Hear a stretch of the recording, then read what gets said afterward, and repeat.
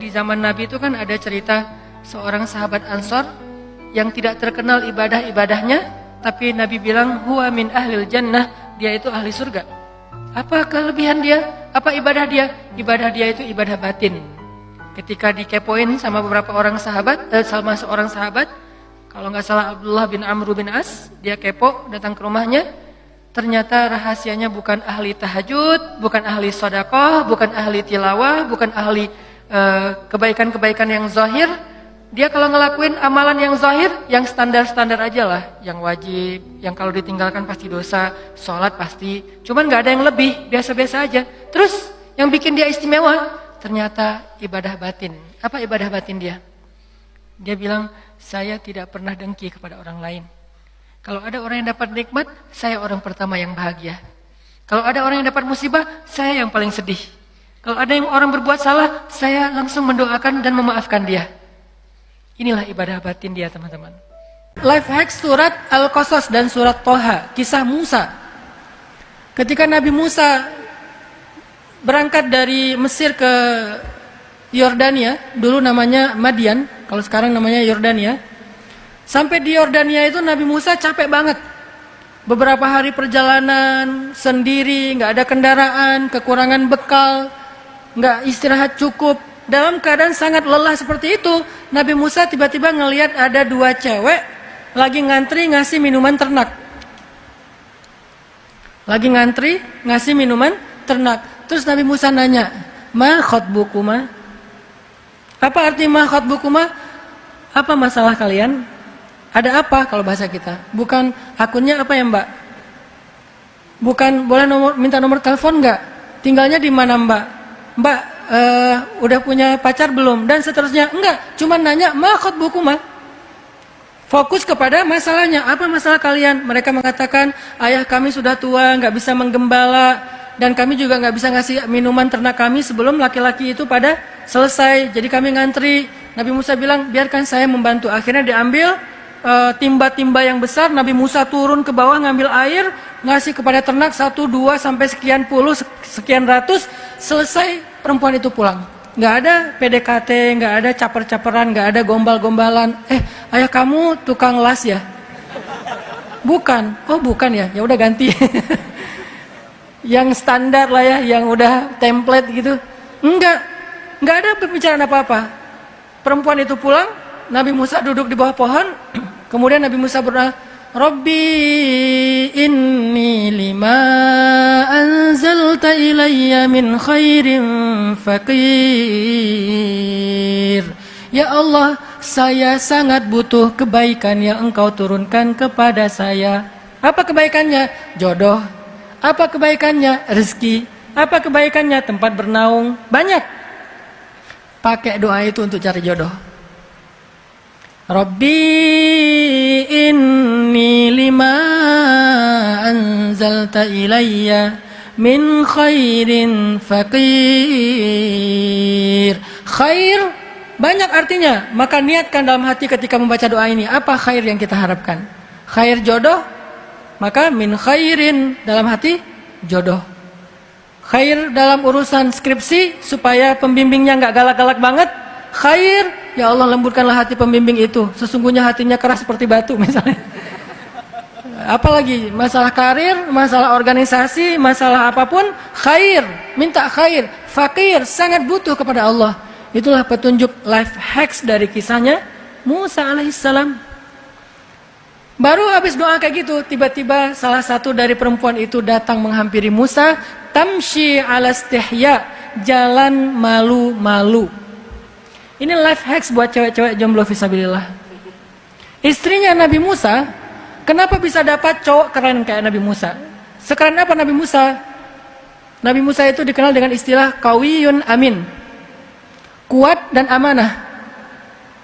Amanah di sini artinya bertanggung jawab sebagai suami, nggak mentelantarkan keluarga. Dia seorang suami ideal, ayah yang ideal, family man banget. Kalau kuat, orangnya itu berusaha, nggak mudah menyerah, bekerja keras dan seterusnya. Kenapa perempuan ini begitu beruntung mendapatkan imam seperti Nabiullah Musa? Karena dia adalah ratu. Karena dia adalah perempuan istimewa. Tahu nggak mahkotanya perempuan itu apa?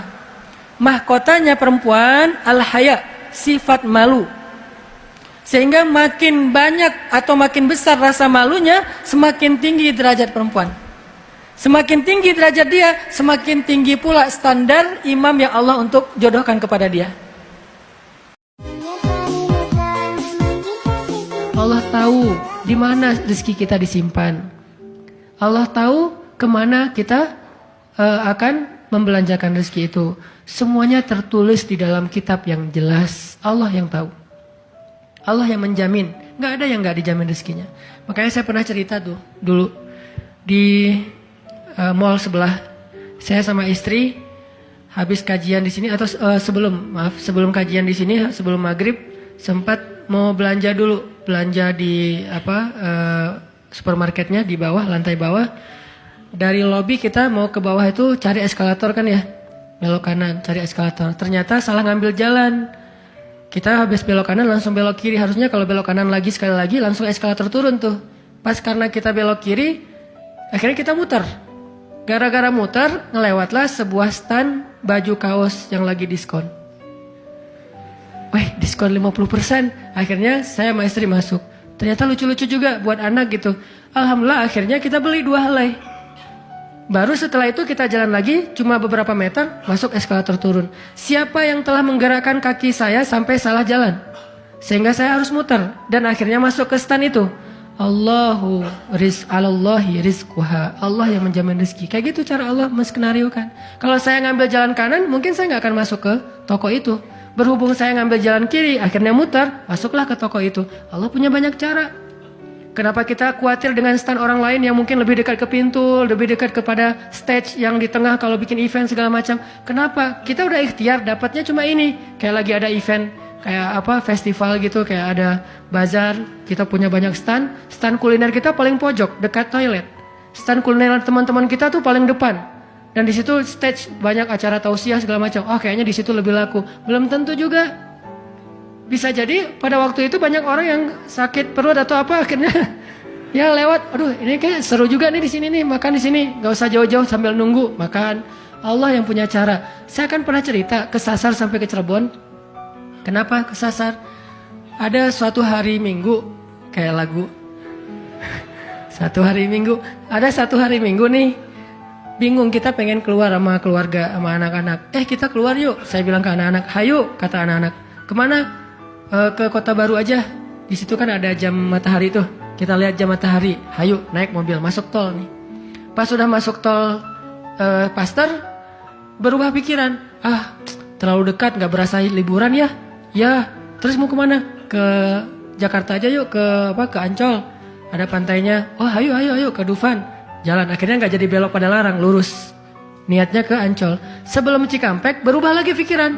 Ancol mah pantainya gitu-gitu aja ya, udah pernah ya. Terus gimana dong, cari pantai baru deh yang di daerah Indramayu, Cirebon gitu. Siapa tahu ada yang lebih bagus, yang masih virgin. Boleh, keluarlah Cikampek. Waktu itu belum ada tol Cipali ya. Keluar Cikampek, akhirnya nyisir Subang, Indramayu. Gak dapat pantai yang kita nyaman nih. Berhenti sebentar, gak nyaman, ini banyak sampah. Akhirnya jalan lagi. Sampai dari pagi keluar, asar makan empal gentong di Cirebon. Siapa yang mendatangkan saya ke warung empal gentong itu? Pas kita masuk, orangnya bahagia banget gitu.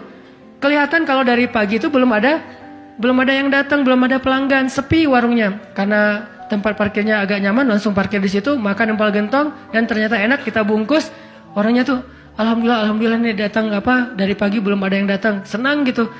Dan saya bilang, Pak, tahu nggak saya dari mana? Dari mana? Dari Bandung. Mau kemana emang? Nggak kemana-mana. Muter. Jadi kita cuman dari Bandung cuma pengen makan empal gentong di Cirebon ujung-ujungnya. Pulang sampai ke Bandung jam 10 malam, macet lagi tuh di Sumedang karena ada perbaikan jalan. Cuman pengen makan empal gentong, ngasih rezeki ke orang di Cirebon, kayak gitu banget tuh caranya tuh, coba lihat cara Allah. Oh, yakin nih sama Allah. Allah bisa banget ngedatangin. Kalau ini terjadi kepada orang lain, berarti kalau saya cari rezeki bisa juga caranya kayak gitu. Allah kan punya banyak cara. Cuman kadang-kadang atau seringnya kita nggak tahu cara itu, tahu hasilnya doang nih. Tiba-tiba dapat. Sesederhana itu kita berpikir, akhirnya sesederhana itulah syukur kita ke Allah. Kalau kita tahu gimana rumitnya rezeki itu datang ke kita, kita akan syukurnya lebih pasti tuh. Masya Allah ya, Allah ngedatangin rezeki ke saya tuh gitu-gitu amat, sampai ada orang yang kesasar sekeluarga, bingung gitu. Tapi kan dia, kalau saya nggak cerita dia nggak akan tahu, dia pikir cuma orang yang memang tinggal di Cirebon atau emang lagi jalan lewat kebetulan mampir. Artinya karena dia nggak tahu prosesnya, rasa syukurnya juga sederhana. Sama kayak kita nggak mensyukuri masakan istri kita kalau yang udah punya. Istri itu masak tuh rempong loh dari pagi, wah sampai apa ganti lagi. Kita nggak tahu ya, mungkin istri kita baru belajar masak, gagal 2 kali loh. Itu yang ketiga tuh, nggak enak pula. Udah gagal 2 kali. Dan kita pikir cuma masak sayur gini doang mah, sayur bening mah gampang. Kita kan nggak tahu prosesnya, sehingga apresiasi kita juga ya segitu-gitu aja. Kalau kita tahu prosesnya, walaupun cuma sayur bening sama telur ceplok, kita akan peluk istri kita, mah makasih banyak ya, mama udah berkorban banget buat papa. Mah hari ini makanan terenak sepanjang hidup papa loh mah. Kenapa ngomong gitu? Karena tahu prosesnya. Gitu juga kita ke Allah. Karena kita nggak tahu proses rezeki itu Allah setting sampai datang ke kantong kita. Kita kayak ya alhamdulillah gitu doang. Tapi kalau kita tahu masya Allah ya Allah alhamdulillah atas semua nikmat yang kau berikan, puji-puji Allah. Rasulullah kalau lagi ada masalah sama keluarganya menyendiri di masjid kan, duduk di mihrab, berzikir kepada Allah, ya Allah, ya Allah, Engkaulah yang maha penyabar, saya tidak sabar.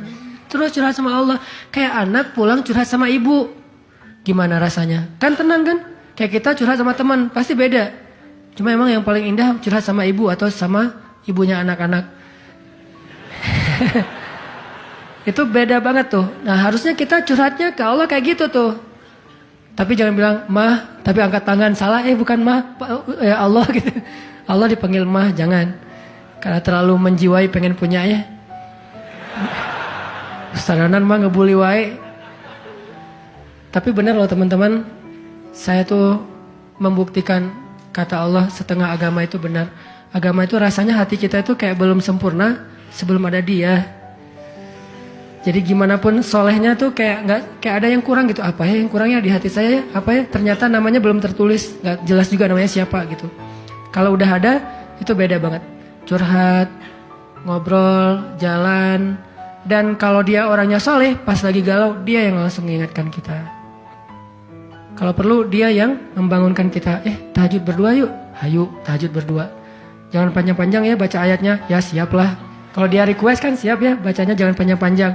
Kalau teman-teman yang request, kalian mah juga baju hijrah aja udah kayak gitu. Lihat nih gua nih sholat tahajud nih 15 juz. Luar biasa ya.